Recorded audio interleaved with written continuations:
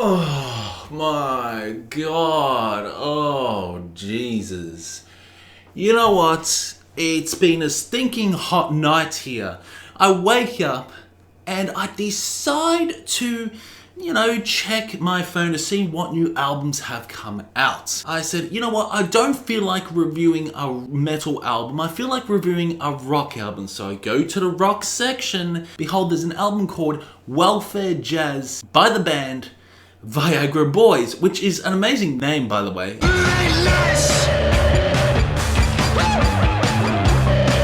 I decided to check this album out, and holy shit, was it a big mistake.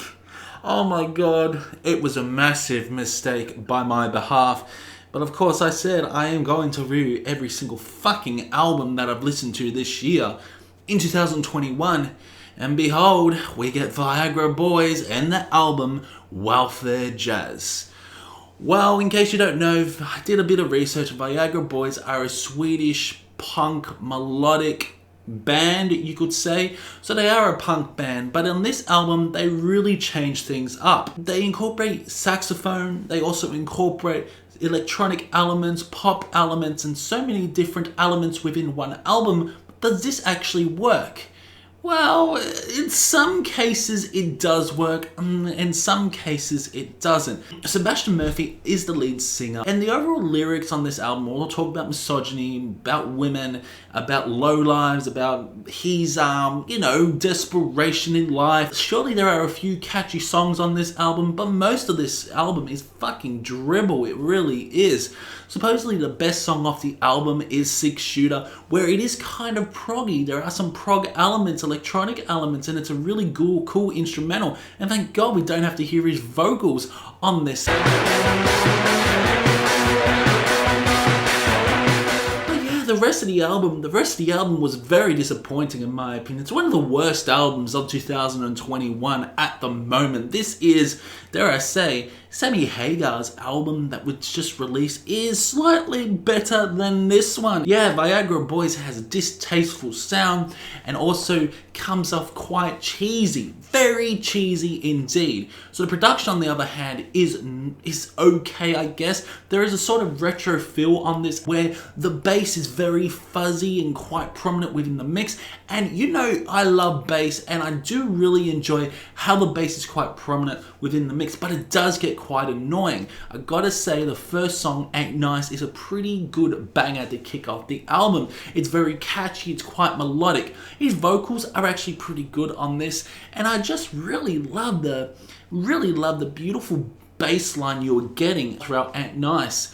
But there's really no substance within the song. It's very catchy, it's quite memorable as well. I ain't nice, boom-a-doo-dum, boom-a-doo-doo-doo, I ain't nice. But yeah, this is probably the best song off the fucking album. Ain't nothing nice.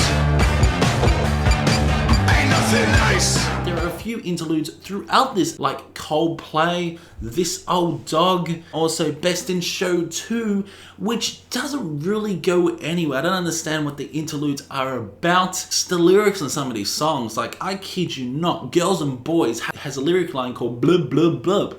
Blub blub blub, fuck everyone, blub blub blub. I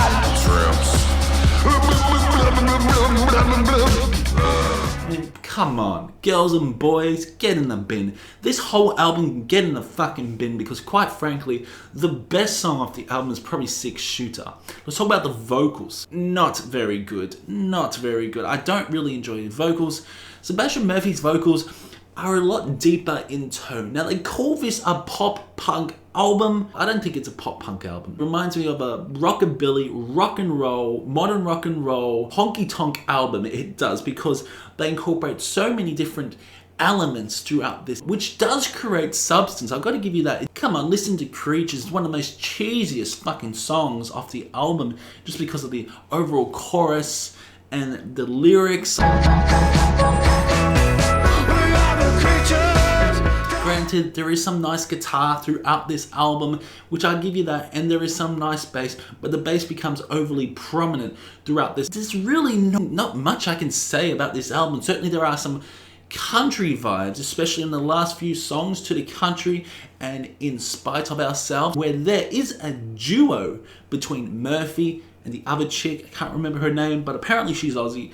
But yeah, they sound awful together. This whole friggin' album is awful. It really is. I caught him once and he was sniffing my undies. He ain't too sharp, but he gets it. There are a few outliers, such as the electronic elements. Like In Spite of Ourselves is a country song. The vocals are terrible, but then it leads on. But then at the end, the percussion goes all nuts and it sounds something out of a crazy raving electro pop album. I don't understand. Is this like an avant-garde pop punk album? I'm not too sure, but holy shit, this album was a huge disappointment.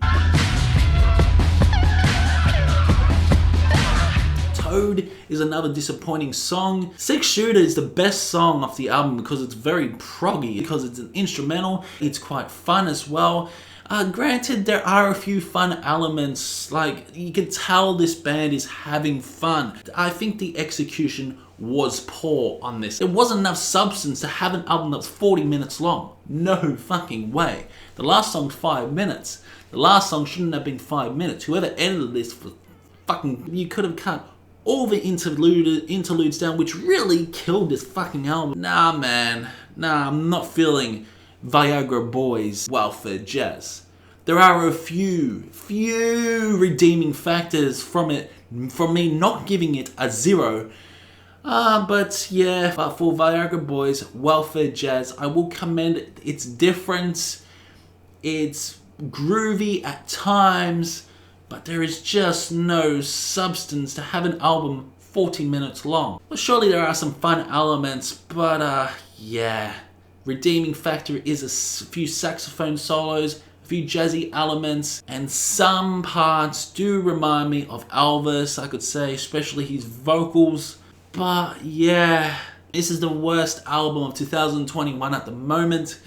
I'm gonna give this a 1 out of 10. That's all it gets. I can't give it any more higher because I didn't enjoy this album at all. Holy shit, this album is a pile of shit. But yeah, Viagra Boys welfare jazz gets a 1 out of 10. So guys, that's it. That's it for the first rock review of 2021. Do you agree or disagree with my opinion?